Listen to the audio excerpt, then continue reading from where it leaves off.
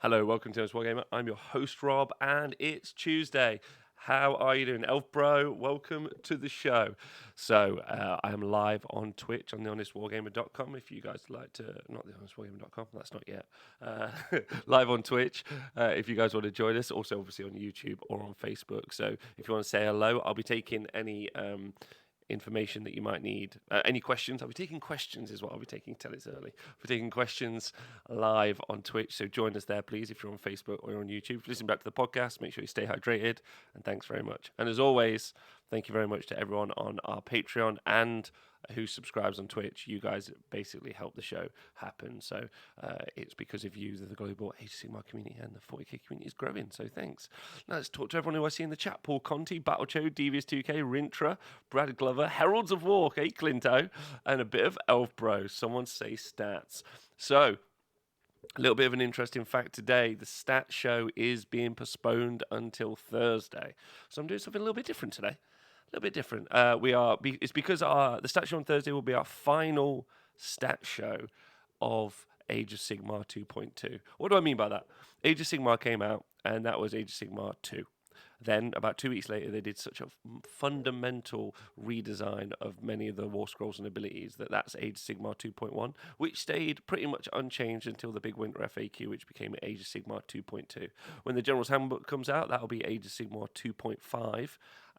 But we do have a kind of like a wrap-up show about everything that's happened in Age of Sigmar 2 so far, and that's going to be coming on Thursday. If that's okay with you guys, LLV's just crossing the T's and dotting the I's on all the final bits of events that we've had logged before the new show. Hey, Hook and Pin, how you doing? Gurzy, is the same startup problem as it was yesterday, or is it my internet connection? It's the same startup problem. As soon as I click record, it just bottoms out the internet for some reason, Gurzy, and it just turns it off. So I don't know what's happening with that. So I'm going to stop doing that for a while until I've problem solved that. So thanks for pointing that out. Hello, Alkanaut from Baguette Land. And hello to everyone who's watching, wherever you're watching from or listening from. If you're painting while you're doing this, I hope may your brushstrokes be kind and your paints be thin. And if you're using contrast paints, well, good luck. I guess. Right, so something a little bit different today. Ching, changing a diaper whilst listening is maybe a first for the show, says Paul Conti. That may be a first for the show. Coops, thanks for subscribing for 16 months. Right, so let's see what we are going to say today. So we had a very lovely man called Dan Elkington. He plays Slaves to Darkness, and he's a bit of a maths whiz. And so today I'm going to be reviewing what he's put together for us here. And you guys should see that on the screen. And if you can't see it on the screen, you can just go onto honestwargamer.com and then you can click onto the most recent table, June 11th, which has been put up by Scrivo, a superstar there. And you'll get this really funky little table. Now, I'm going to make sure I get this information right because I'm not a maths whiz. So these aren't the Roblin rankings. I would love that name to be changed. I personally would change this to the AOS AOS tiers for Age of Sigmar 2.2. But effectively, what this is taking a lot of the quantitative data that we've taken from the stats, morning Slanice, and then turning it into, if you will, a tiering system for Age of Sigmar. Now, obviously, that was a big thing that everyone was doing based on opinion last week. Obviously, we've been doing the stats for a while, so my feelings and opinions changed quite a lot. And obviously, when we do the stats, there's so much information that's kind of, even the stats won't say, that I'm there as kind of the interpretation piece. For instance, I think Disciples of Zeech are a really competitive army, but not loads of people are particularly playing them, so you normally won't see them feature in people's opinion, like their top lists. There were lots of tiers last week. Lots of people were being mean about my my poor Chaos Dwarves. Right, so let me tell you what these tiers are made up of. So you've got reliability. So these are based on the proportion of games won at tournaments over average. You've got consistency, based on the number of 3, 4, or 5 wins at a tournament, with 5 wins getting 54.5% of weighting, 4 wins getting 36% of the weighting, and 3 wins getting 10% of the weighting. And then you've got popularity. So you've got based on the meta percentage. This is used as a filter to control armies like the Phoenix Temple and drive down statistical outliers. Okay, so this makes loads of sense as you guys are looking at it. Now, you guys looking at the table? You guys looking at the table? Checking it out? All right, good. So as you can see, in Age of Sigmar 2.1, Daughters of Cain, Legions of Nagash, Idnethimkin, Sylvaneth, Stormcast Eternals, Blades of Khorne, and Maggie and Nergal were in what you would call that top bracket. It's quite a wide bracket. A lot of people talk about the validity of the game, or even kind of its dominance or armies being OP. But that's quite like a nice spread of armies. Realistically, you have 1, 2, 3, 4, 5, 6, 7. So 7 armies into a kind of a top tier that could play. Now, arguably, some of those like Idnethimkin are even stronger than we could. And Legions of Nagash, Idnethimkin, Legions of Nagash, Daughters of Cain are very, very, very strong. But we did see Sylvaneth wins, we did see Stormcast Eternal wins, and we did see Blades of Khorne wins. So they did really well in the kind of first half of this year, in the first half of this General's Handbook. Moving into 2.2, though, the new entrants, Flesh Eater Courts and Heed Knights of Slaanesh, Daughters of Cain still in there, Legions of Nagash in there, Skaven also a new entry, Idnethimkin, and Blades of Khorne. So what changed over the past 6 months, information-wise? So the FEC, so Flesh Eater Courts, are now the top faction. 1 in 6 tournament results are 5 wins. Heed Knights of Slaanesh, though, are getting 5 wins at 1 in every 10 tournaments, which is not bad, really. And Daughters of Cain are still the most consistent in terms of hitting the top tables at tournaments, but roughly equivalent to the Flesh Eater Courts. I'm sure, actually, if we continued on in time, we'd actually see Flesh Eater Courts surpass Daughters of Cain, in my opinion, mainly because more people are playing them. If you look, Daughters of Cain were never an overly popular army. They kind of floated around 3.5% of the meta until, and then as time went on, they got a little bit more popular, leading up to Christmas, when everyone wasn't sure that they were going to get increased in points, and then it didn't happen, so we saw an exploded popularity in them. They ended up like 5 or 6%, which is interesting. So what do you guys in the Twitch chat think of those top pairings? Hi, Colonel Cabbage, how you doing? Like, what do you guys think of that kind of those top tiers and information there? Yeah. Hey, little Chris, how you doing? So in 2.2, Flesh Eater Courts, Heed Knights, Slaanesh, and Skaven obviously in there. But so effectively, and because that's really where the game is now, what we're saying is, based on the maths and based on the things I said before, that Flesh Eater Courts, Daughters of Cain, Legions of Nagash, Skaven, Idnethimkin, Heed Knights, Slaanesh, and Blades of Khorne are in the top tier of army books in their potential to win tournaments, which I don't necessarily disagree with, realistically. I'm sure we would all say that both Skaven and Flesh Eater Courts maybe would be even a tier above that, but we've seen Daughters of Cain beat them, we've seen Idnethimkin beat them, we've seen other armies beat those 2 armies before, so it's going to be interesting. I don't know. I quite like it. I think that all makes sense. I think the one thing that maybe a lot of people always missed out on was Idnethimkin. I actually think Idnethimkin are a good counter pick to both Flesh Eater Courts and Skaven, because they can be quite low drop, they can start off the board, and then they can get quite aggro and fly over screens. And Paul Conti, you agreed with that as well. Yeah, we do have a little table made by you, I think, in a bit. Next up, so yeah, that makes sense to me. That looks quite nice. I'm looking forward to see how that works in the future. So that would be the tier as we see it in the top. I don't think I disagree with anything. That's my job, right? Look at the stat. So there's numbers behind all of those little tables, and I'm just trying to work it through. I'm not 100% sold on the Blades of Khorne being there, to be honest. But I'm going to need to play more games and see more games played to do that. Scrivo, Deepkin with an Eels heavy build, though. Yeah, absolutely. Yeah, it's a very specific Idnethimkin build there.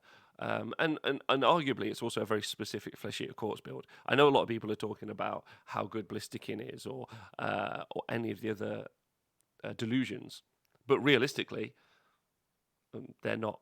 I mean, that they're winning some events, but it's just the Gristlegore constant, just hitting it. So, Colonel Cabbage, according to last week's podiums tables, FEC are in a league of their own. They are. I personally would move both Skaven and Flesh Eater Courts into their own tier, truth be told. And then, so you would have effectively have a top tier, which would be Skaven and Flesh Eater Courts. And then you would have Daughters of Cain, Legions of Nagash, Idoneth Deepkin, He Knights of Slanesh, and Blades of Khorne.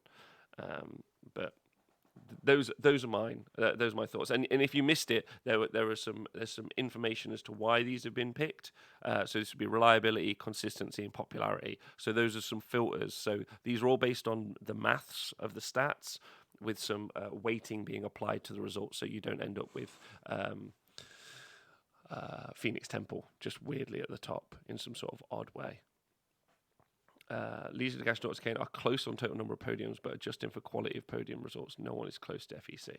Yes, they are ridiculous. However, General's Handbook soon. But this is the tail of the end. This is what it looked like at the end. You can kind of screenshot this, and we can all come back to this in a year, which will be really fun, and we'll see where we are, or maybe even in 6 months.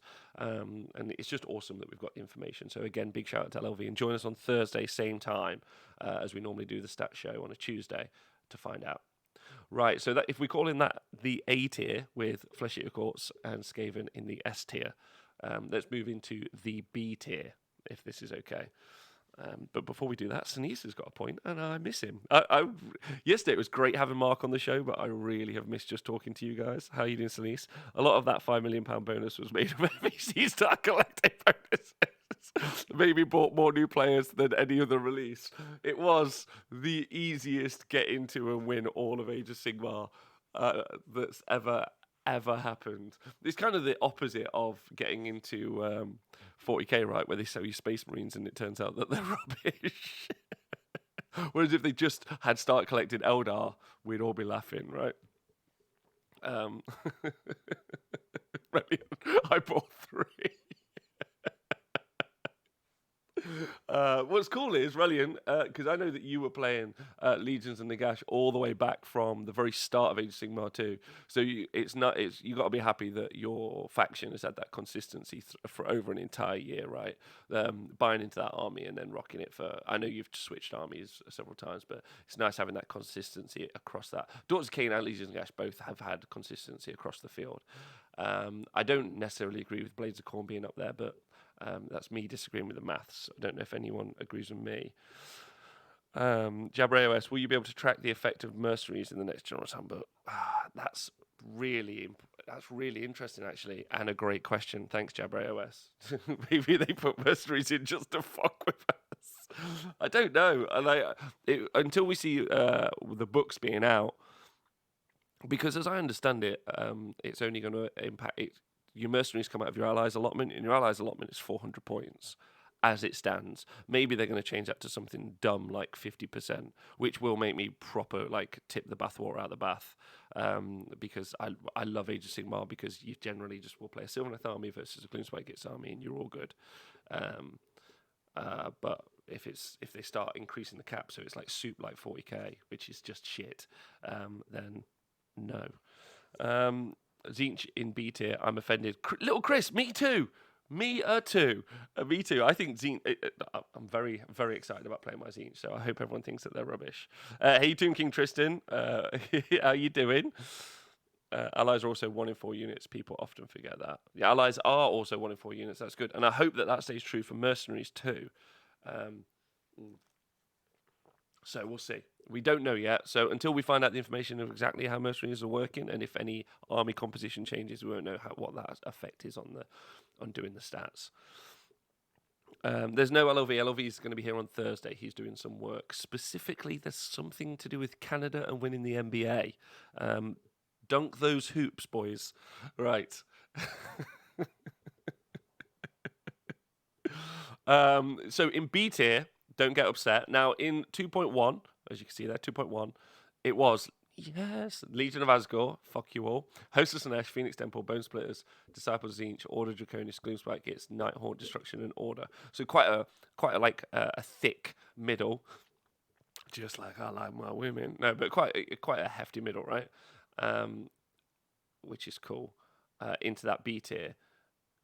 And then it changed up quite a bit into 2.2. So you got Disciples of Zinch, Sylvaneth. So Sylvaneth dropped from that kind of A tier down. Beasts of Chaos made an appearance. Stormcast Eternals, Maggie, Keenan, and Nergal dropped down as well.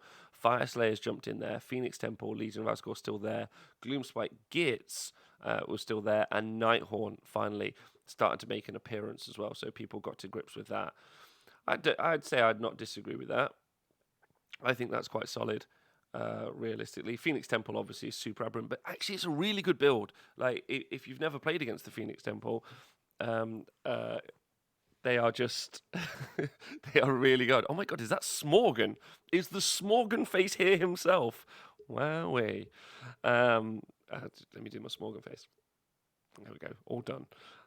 Iron Jaws expects bottom. Definitely they're going to be on the bottom. Gitmob top tier by the end of this season. You've got it, Smorgan. You get that compendium army right to the top. So as we've topped out, Disciples of Zinch in the B tier.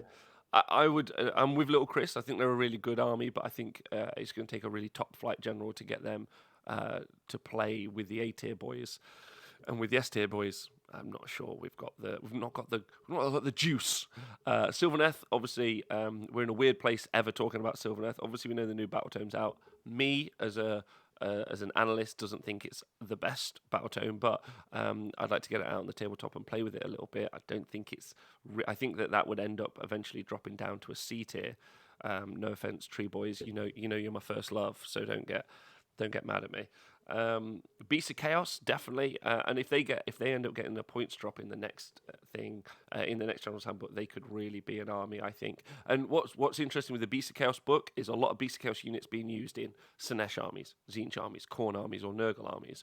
So actually, maybe the popularity of some of those units isn't really exemplified there, but it's a good book. It's a very adaptable book, which is quite cool, right? Hey Puff Ton stuff. Moosmag Coven's trash tier. I don't know if we're calling it trash tier, but we might run a competition to name the tiers. That would be fun. Magickin and Nergal, really good army, bit boring in their playstyle because like they can be defensive. They do have output though, right? But like they kind of miss the 2-cast bonuses of some of the newer books. So they've got like their output is usually based around like magic, and you can still do things like that. I mean, Drone Strike. I don't know if people have forgotten about that, but getting Blades Putrefaction off to do the real damage is quite hard in a very magic heavy game. So you can see why they've dropped down there. Fire Slayer's coming in hot. Fire Slayer's best combat unit in the game. Disagree with me, and you're wrong. But can they play the objective-based game? That's the big question, and we'll find out. I think that they'll struggle on hero-based missions, so why they wouldn't be in the tier above. Phoenix Temple, really, really good. Like they've got like tons of wounds. Like and what's interesting is Fire Slayers have got that 3-up, 4-up save unit with a 4-up ignore, which is what Phoenix Temple have as battle line. So they have 90 wounds of it, whereas that Fire Slayer block has 60 wounds of it for less points. So to give you some sort of indication. But then they've got the Phoenixes making stuff -1 to wounds. So a good army, but a little bit polarized. But as we talked about, or if you guys want to go and watch the show I did with Warhammer Weekly, Age of Sigmar is probably made up of only skew lists, with the exception of Skaven. So what I would mean by that is it's an army that does something very, very well, and then everything else just okay, right? And Little Chris is right. Fire Slayers are the best team army in the game. I wouldn't disagree with that at all. Heinrad, how can Fire Slayers struggle at hero-based missions? You say that one of your Ragdoll Dwarves is a character because no one can tell the difference. Colonel Covey says, moving 1 billion models and doing 1 billion attacks is kind of big cows with axes bigger than the entire dispossessed models is great, and I agree with that loads. Sinise, Tzeentch will be really different post new book, and ES, I agree. Maybe the biggest jump up in the next edition. That's what I'm hoping. Buy low. That's what you do. It's just like the stocks, you see. Well, so as we get down to the lower tiers, buy these armies and hope for them to come up. Musmang, I think it's just me and Steve D silly enough to take covers tournaments. Is that you, Dave Kerr? Musmang, are you Dave Kerr? Because Stevie D wants to talk to you loads, and if it's not, also hi. So Legion of Asgore, my boys, they definitely deserve to be in that kind of B tier. We just can't fight with the big dogs, but we're a pretty solid army in the right builds.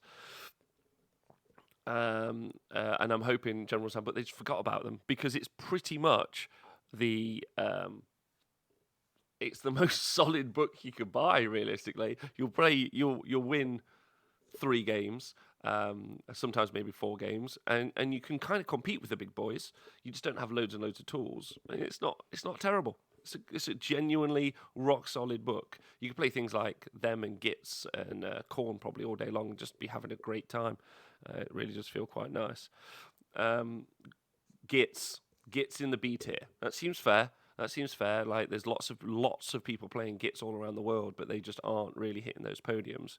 So I'm sure there are a bunch of really good generals out there, and they have done well in some cases. Absolutely, but generally they haven't had the explosive hit on the top tables that you would hope for. And then you've got Nighthaunt. Nighthaunt at the end, they've ended up in the B tier as time goes on. They've still got a really good answer. Having all their units be ethereal is nice. They actually weirdly struggle on hero missions, as I understand it. And all of their units are just better in Legions of Nagash, which is why Legions of Nagash are in the A tier, right? That's just how it works. I'd like to see what happens with Nighthaunt as we see the Legion of Grief and as we see potentially some points drops. I'd like to see some of those units come out of Legions of Nagash, and I would like to see Nighthaunt points go down a little bit in some cases. But looking at you, Hex Wraiths, I think you could do with coming down, as could the Black Coach.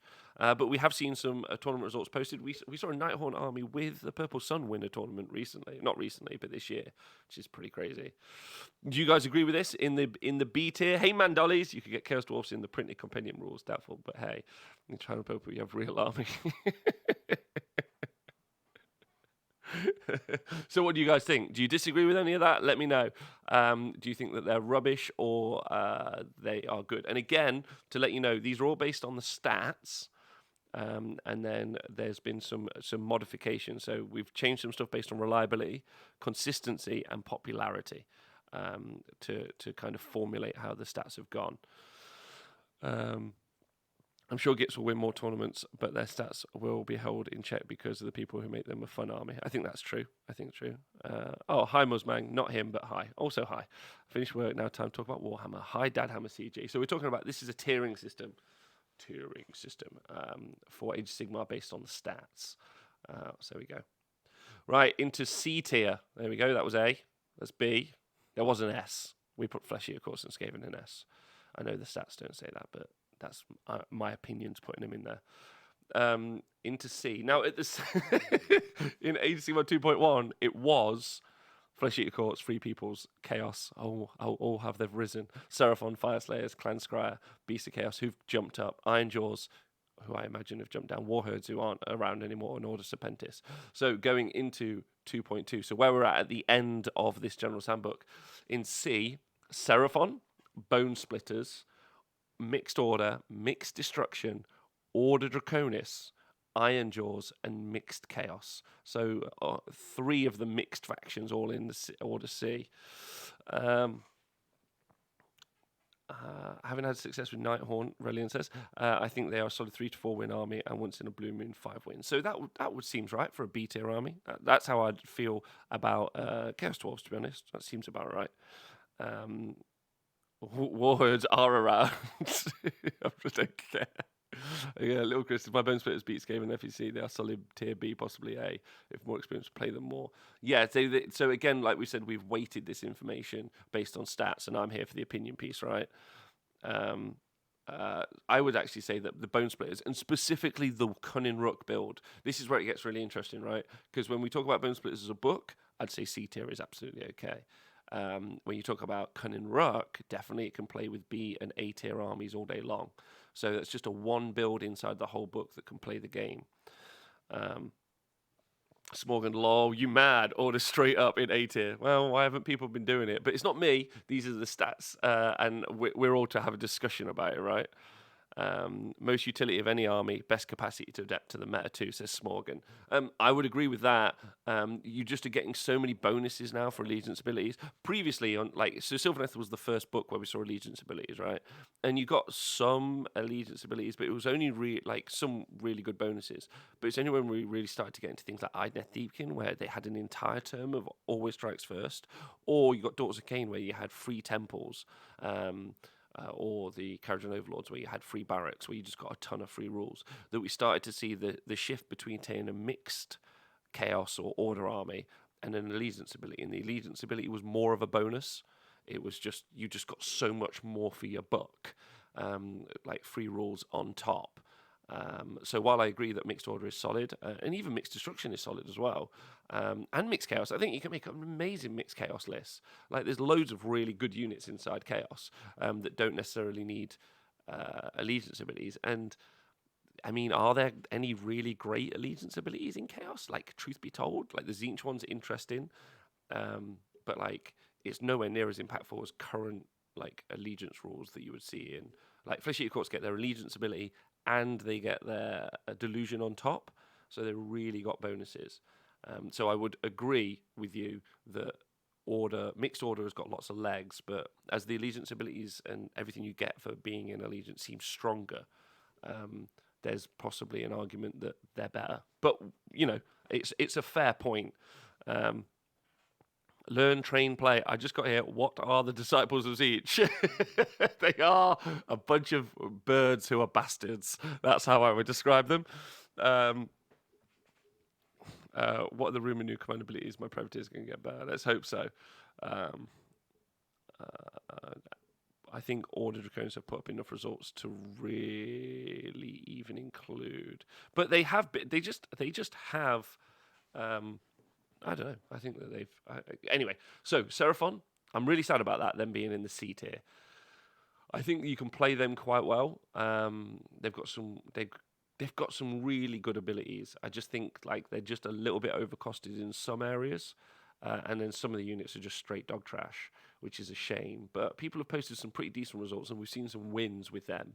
I just think the builds that you got to play with them feel very Seraphon-like, and everyone wants to play with the dinosaurs when really they're kind of an MSU style.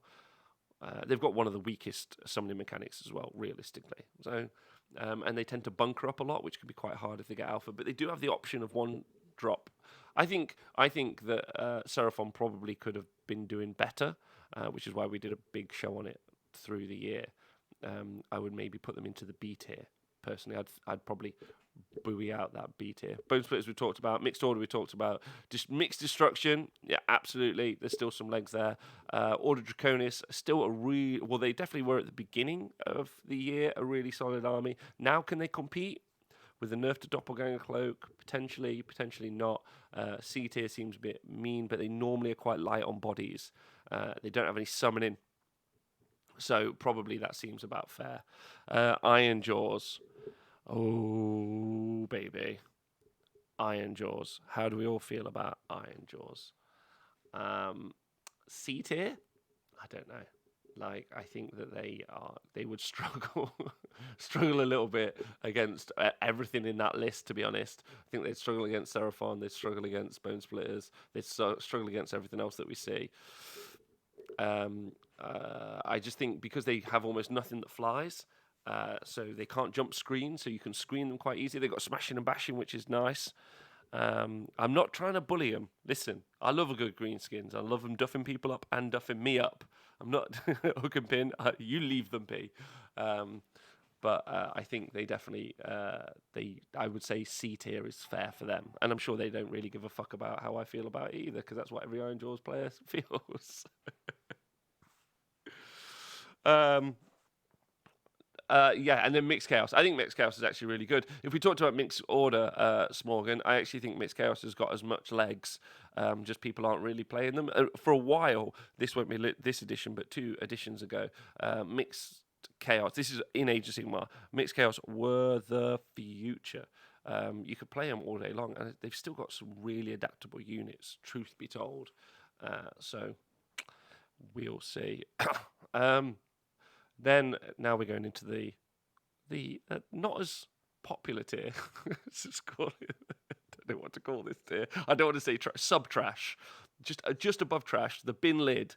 So the bin lid tier, Scourge Privateers. I'm so sorry, Dan Hammer CJ.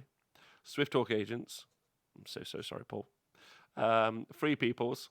I'm sorry, Pa. Gutbusters. I'm sorry, Mick. Kerajan Overlords. I'm sorry. To Crom. Clan Pestilence and Clan Scry, which aren't really a thing anymore. Obviously, they're inside Skaven. Beastcore Raiders. I'm so sorry. So sorry, Heywo. Darkling Covens. I'm so sorry, Steve Dooley, but also he tells us all to shut up on that. Mixed Death and the Ever Chosen. There we go.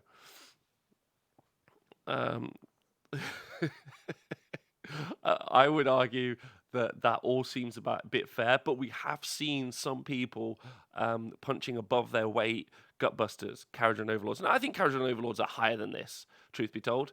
How do I feel about Kerajan Overlords as an army? I think Kerajan Overlords are an army that you hope to win the double turn priority. So you get into range to shoot, and then you hope for the priority roll, and then you shoot again, then you win the game. So really, in order for them to move up the tiers, you just have to roll twice. That's what I think. But oh yeah, Denise, that's right. That's different. Yeah, Kerajan Overlords, I think, can play good in a team tournament, very definitely. But they, if in a mixed singles event where you can come up against everything, I think that they just have some hard matchups and hard counters, which is a shame. Gutbusters, or as I'm sure Slanesh players call them, the depravity pots, which is what they also feel about Beastclaw Raiders. Darkling Covens, but so some people have posted good results with these. Darkling Covens went 4-1 at Bobo. Yes. Yeah, Kerajan Overlords went 5-1 at CanCon. Gutbusters have won an event twice. One also in Canada. Big shout out to the Moose Hunters of Canada in their 20-man event last week. Swift Talk Agents, I think, went 50%. Scourge Privateers went 50%. So you can do okay with them. It's just very rare, and it's just got to really play and learn that army, right? Yeah. Would you guys agree with that or disagree with that? Anyway, is there anything in this tier? So Scourge Privateers, Swift Talk Agents, Free Peoples, Gutbusters, Kerajan Overlords, Clan Pestilence, Clan Scryer, Beastclaw Raiders, Darkling Covens, Death, and Everchosen that you think would go up or would go down? The much rumoured Everchosen Battletome, I'm sure, will be coming along soon. And Dan Elkington, again, big shout out to you in the chat. Thank you for putting these together for us. I would be based. I'm sure you would like some Slaves to Darkness goodness as well. I'm sure there were some rumours of those sometime soon. And then, so they're not trashed here. This is the top of the bin. So when we get into the bin, this is where we go. KO should be higher, says Hook and Pin. Tim King Twister says the fact that Order Serpentis isn't in this tier is an upset. Same with Beastclaw. Beastclaw should not be higher. Beastclaw are rubbish. They are so bad. And arguably have never actually been good. They were only good when you took them in mixed destruction, and so it was just the units. Cuddle Cabbage, up or down isn't really the question with a lot of these. The question is, will they actually exist at the end of the year? That's a good point. It's a good point. Probably you'll see Beastclaw Raiders and Gutbusters like put together, right? I think that's fair. Right, should Free Peoples be a bit higher, Teme? Not really. They really only build one way, and they only really do one job. And they're a mid-range army in a game where entire units and armies can move from long range to short. So if we take long range as being beyond 24 inches, and mid range being 18, with short range being 6, just for argument's sake, then they really only operate and can distribute damage at kind of the what does Tom Lyons call it? He says project force at about 18 inches. So they play in that mid tier, whereas you've got entire armies that can either drop out of the sky with bonuses to charge, or they can move 22 inches, then charge 2d6. And if cogs are up, they can. So you effectively got entire armies that can either shoot or charge from outside of that mid tier threat range. So Free Peoples are just stymied by their movement or their projection of power range. There we go. I'm so proud of myself that I remembered what that Tom guy said. He's a smart fella. You should listen to that guy. He's a decent dude. It's only 6 inches is long range of my house. In the bin. In the bin. Oh my God, I'm so excited to talk about what's in the bin. Oh my God. If you root around, yeah, you've got some wanderers. And you've got, this is so fucking good, some dispossessed. You got some little shitty shiny dwarves right in the bin. There they are.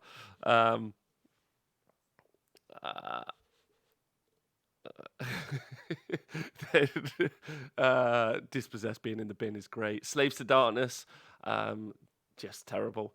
Devoted to Sigmar, also one example of their being in there and terrible. Brayherds, they're in Beast of Chaos now. Order Serpentis, also absolutely trash. Git Mob, I don't know if you're still listening to Smorgan, but Git Mob right there.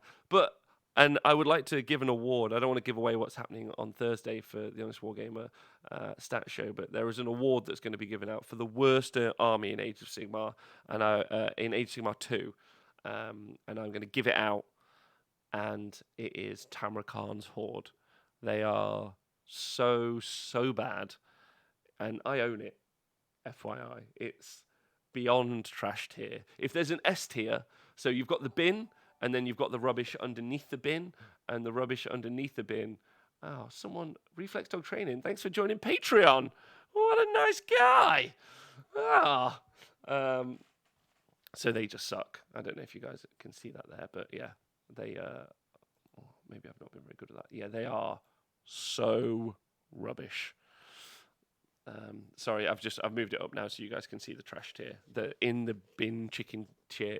So Tamrakhan's Horde are the worst in the whole world forever and ever. If you can win one game with Tamrakhan's Horde, you're basically a genius. So get yourselves out there. Probably don't buy it because it's an incredibly expensive army that won't be rewarding to play it anyway. They're not even in the sewers. They're underneath the sewers where they're, because I'm a flat earther, I'm sure some of you are aware of that. They actually, underneath the giants that hold up the flat earth at the bottom, is where they actually exist. So I think I have to actually let people know that this is English sarcasm and I'm not actually a flat earther, but sometimes I wish I could just leave that joke. Having to explain it really does just make it worse, right? The airport motel bin tier. Yeah, they're my cooking tier. That's where Tamrakhan's Horde are. Right, so this was done by Paul Conti, I'm pretty certain. Let me just check my show notes. This next table that we're looking at, if you're looking on, this is all, you can all see these on thehonestwargamer.com. If you go look at the stats, let's just get my notes up.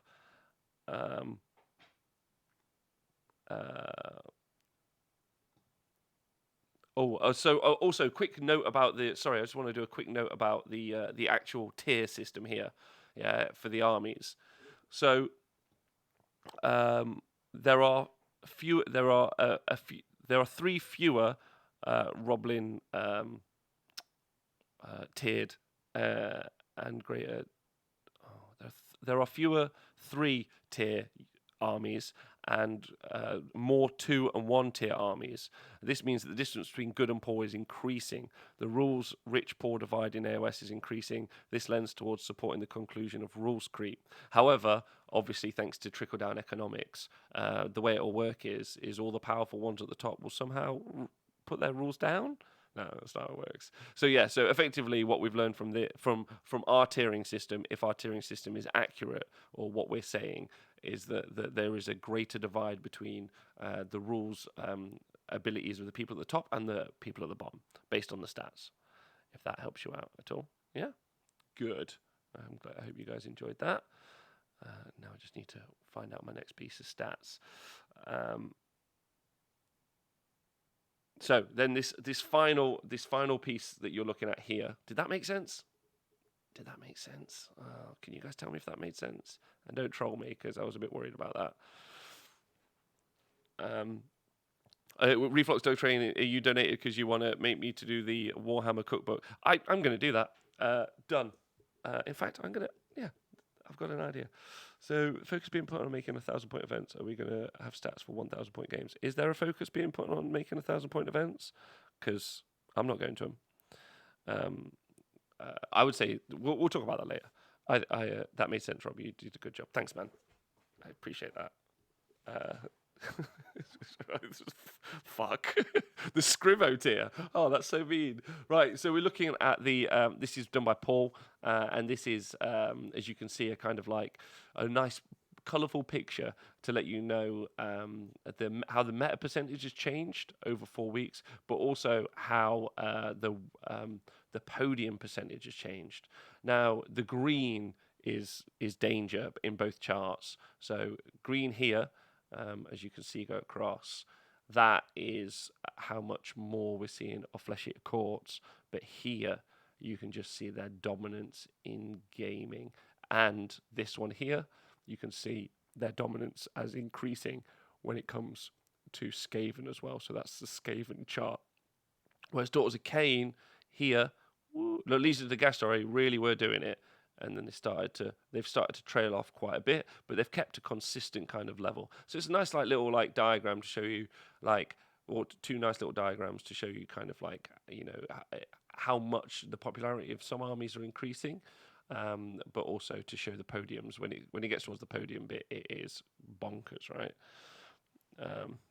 I agree. Not even once for a 1,000-point event. I would never go to one. Little Chris says, I have no idea if that made sense, but I'm 15. It's Little Chris, the whole point is to make it make sense for everyone. Even people who are 15, that's my job. Fuck.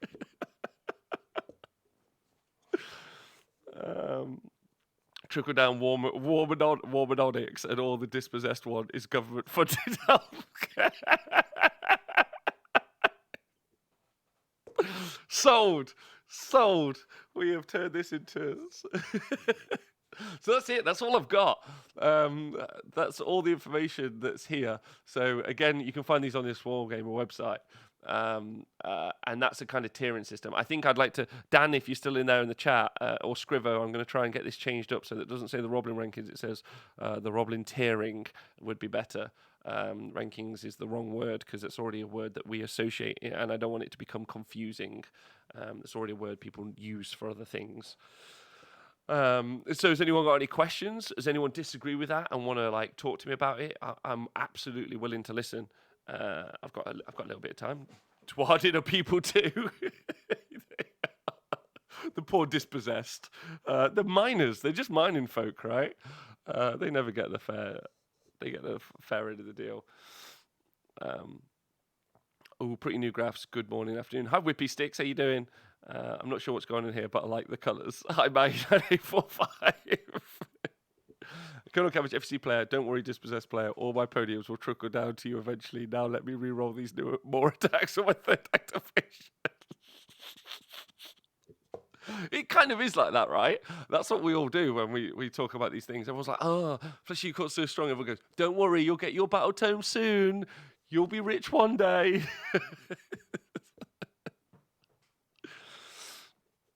Huckabee reckons I and George are in the right place. Did the ticker say that FC are totally broken? We all know it. They did, but we all do know that too. We don't. Wendell, how you doing? Been listening through a meeting the past 40 minutes, just out, and I have no idea what happened.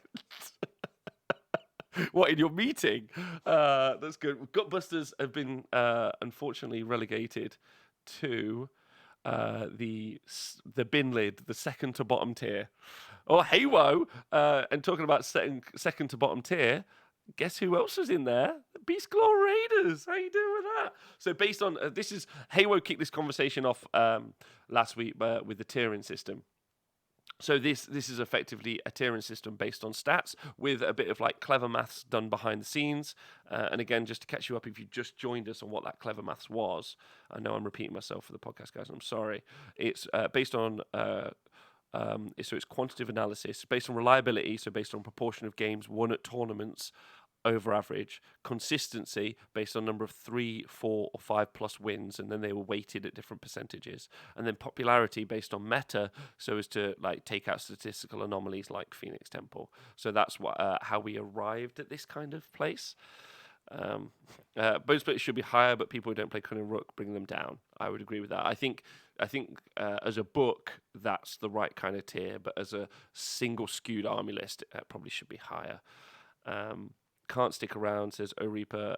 Please post this quick after I can listen. You get, I promise, I will. What about my Gutbusters?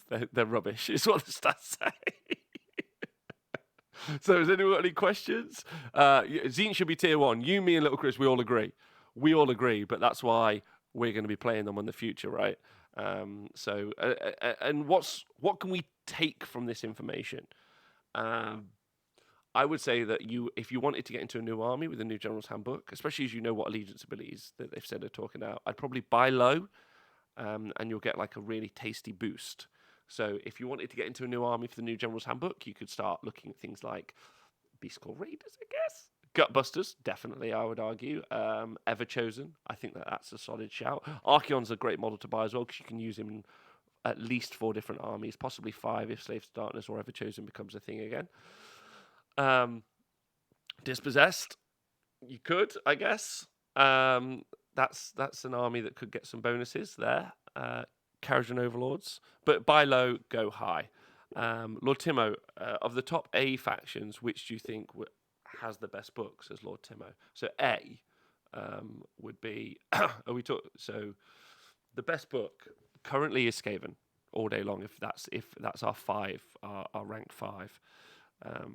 It's just the best book, and it's the one that from the ground up will need the most changes in the General's Handbook. So, like, you'd think, we'll just change the points, let's say, on the Vortex, right? Even if you double its points. If you double its points, I'd probably still take it if it worked in the fashion you did. But then you've got immune to battle shock, hordes in 2 different places. You've got hordes in 2 different places. You've got long range, mortal range shooting from 3 different sources. You've got 2 cast wizards that are incredibly cheap and incredibly survivable.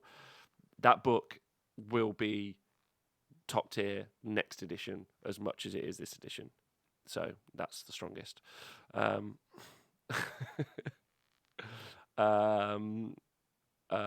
Next up, Tzeentch are really strong but need to be built and played right. I would agree with that, Big Yella. I'd agree with that loads. Change Host is super strong. Really enjoy that. Herilicious, invest in 9 jaws, buy low. I would agree with that too. Paul Conti, I think a lot of armies are putting up bad stats because the best players aren't running them. See, now there's a good argument for that as well, Paul Conti, which is why I'm there for interpretation, right? Like Stormcast are a pretty good army, but a lot of new people play them. And where did Stormcast come? They're in that kind of B tier that you can see just there. So definitely, I need to stop them in. Sneeze Wild Games Workshop is legit selling hope based on performance. Gutbusters clearly have a new book right around the corner. Everyone in 2016, 17, 18, and 19. Learn trade play. I'm waiting for the Slave Starters book. Colonel Cabbage. Daniil is top player in 40k too, and he's experimenting with lots of Tzeentch lists, so it will be interesting to see what he comes up with next. I saw that list at Bobo, and that exploded in my mind. So I also will be a Tzeentch player for my sins. And Tomb King Tristan obviously waiting for our time in the sun, waiting for those Tomb Kings to rise to the top. But yeah, how do you do at Six Nations? Mick was curious about your army. I think he did quite well. Reflex Dog Trainer, Skaven is the greatest best. Yeah. Please, Warhammer Gods, Nerf, FEC, and Daughters, Peri Beef. Yes, I think we can see both those coming in, and we will see that. Can't buy much lower than Beast Claw Raiders or Iron Jaws. You can buy the worst army in the game, Tamrakan's Horde. Sothalon, been waiting a while. Asnot, I hate how low Dispossessed are. I hate that I bought into the game with them. Every match is unenjoyable. So, Osnod, if it makes you feel a little better, while the stats do say that they're down there, Nathan, my friend, Dispossessed Dan, John, a bunch of other people have played Dispossessed, and you can play them quite well. Iron Drakes are a thing; they can do some real work. Like if they get some points reductions in the GHB, that they'll be really strong. If they ever get anything close to an allegiance ability or an item, I mean, if their pickaxe wasn't as like it.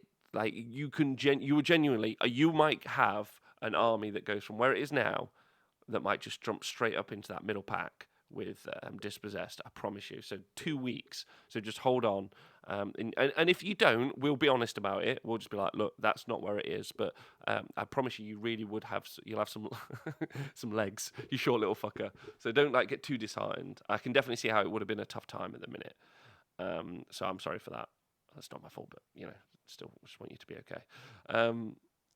Uh, Paul Contley, no, if this game is going to be really hard, you can increase points a lot, and they're still good. Agree with that. How much sensitive is your list? I was talking to Mick. Little Chris, I've started playing Zinch Change Host again, and I think it's going to be a force in 2.3. Of course it is, Little Chris. You, me, and Mick. I'm expecting some points drops on Zinch Demons because nobody plays them. All right, buy low, go big. That's the spirit. Yeah, we're from the same club, and he's been trying a lot of stuff. I think he did 10 and the spell list the other week too. Yeah, there's some builds. So that's a good one. Let me go through it and say what I would get into. I would say Beast of Chaos is a great army to get into, FYI, because you can run it. If you get kind of the core army together, you can then start buying some Keeper of the Secrets, and all of a sudden you've got a Sinesh army, because you can run the Depraved Drove, or you can start buying some Zinch units, and all of a sudden you've got the Zinch one, or you could buy some Khorne units. So Beast of Chaos is a really good book to get into, and I would stay away from the Enlightened and the Zangor, and I would kind of focus on a big block of well, that's what I've done. I bought 30 Bestigor and some Bray Shamans, and then you can start playing around there. So for me, that's one. Disciples of Zinch, I'd buy into that. Stormcast Eternals, I'd wait because they'll probably get a new book. Maggot of Nergal, I would also wait there too. I would see what happens with the GHB. But if some of their units get points drops, you could see there being a build there. Fire Slayers are already really good. Legion of Asgore, I'd wait. Gloomspite Gits, I would say you could buy into Gloomspite Gits. I think that they're going to get a points drop, and you could see them definitely bump up. Nighthorn, I'm a little bit unsure because Death's very confusing at the minute, because if they drop the points on any of them, they'll be better at Legions of Nagash, so they need to come out of Legions of Nagash. Then you've got Seraphon. I would buy into those. Absolutely. I think that those are only set for an ascendant rise there. Bone Splitters, I would wait on because they kind of got the one build at the minute. But they're a really easy army to build, really easy to paint, and I reckon you might see them go up in the future. Iron Jaws, same thing. I think you could buy into Iron Jaws now, and you probably won't be disappointed in the future. And then everything else, Carrion Overlords, I'd maybe hold off on. And also, if you don't like shooting, you need to also work out if it's your playstyle as well. So I'd say Dispossessed you could probably buy into, and they'll go up. And also Slaves to Darkness, and Everchosen. So Warriors, Knights. Not sure about Chariots because Games Workshop doesn't really know how to write Chariot rules, and I'm not talking about the exalted on Chariot for Sinesh. I'm just talking about Chariots in general. They've got a lot of kind of like heavy hitting cav and Chariots, and they've never really worked out how to do it. I quite like what they did with Boingrots. I think that's really awesome. And I like what they did with Blood Crushers. So they do charges, they do mortal wounds on the charge. That's wicked. I'd like to see a little bit more of that from the heavy cav. Like old impact hits. So that could be fun if that comes in. See what you guys say in the chat. Green is their new inclusion. Green means that they've risen up, and red in this chart means that they've dropped down from the first half of the year, because those two tables are two halves split. What do we think? Geez, I hope Iron Jaws become Ben. They've earned it. Says, hey, Gabe, how you doing? They have earned it. Yeah, man, they really have. See you later, Hook and Pin. Look after yourself. Just buy all the Skaven. It's only 1,000 bottles. Weird noise coming through. Sorry, that could have been me. All right, that's me done, I think. It's been cool talking to you guys. Don't forget to join us on Thursday for the actual stat show. Hope you guys have enjoyed this. Don't be too disheartened if your army isn't exactly where you want it to be right now. We've got loads of changes coming soon. Obviously, we'll do loads of reviews on them when they come out. Just like, look, the game's like always in rocky places at certain points, but our community is the best community out there. We're just kicking it, like, and you can see this from the chat, right? You're all just like talking to each other. You know each other from around the world, so just like don't stress. Like, let's all get together, have a party, and have fun. Like, and listen, if there's a place where we're going to rag on stuff that's broken, oh, you are at the epicenter. We will rag on it for days. But if it's not, let's just be constructive and just like have a laugh, right? Yeah. I don't really know what else to say. You guys are wicked. I've enjoyed talking to you. Missed you a bunch, all of you. Love you too, Hellstorm Dan, Dan MCG. I hope you have a great day, whatever you're doing. Join us in a couple of days. We'll do a stat show. We've got 40k. Just just get out there, have fun. Let me know what you think. If you listen to a podcast or watching on YouTube or anything, just leave some comments and show people. And then just have a great fucking day. Just enjoy yourself. Make sure you drink lots of water though. It's important. And 5 a day is the minimum. The minimum. Yeah. So think about that. All right. Anyway, everyone have a great day. Love you loads, and we'll see you soon. Thank you to everyone always on Patreon and everyone on Twitch who subscribes. You guys are awesome, and just have a great day.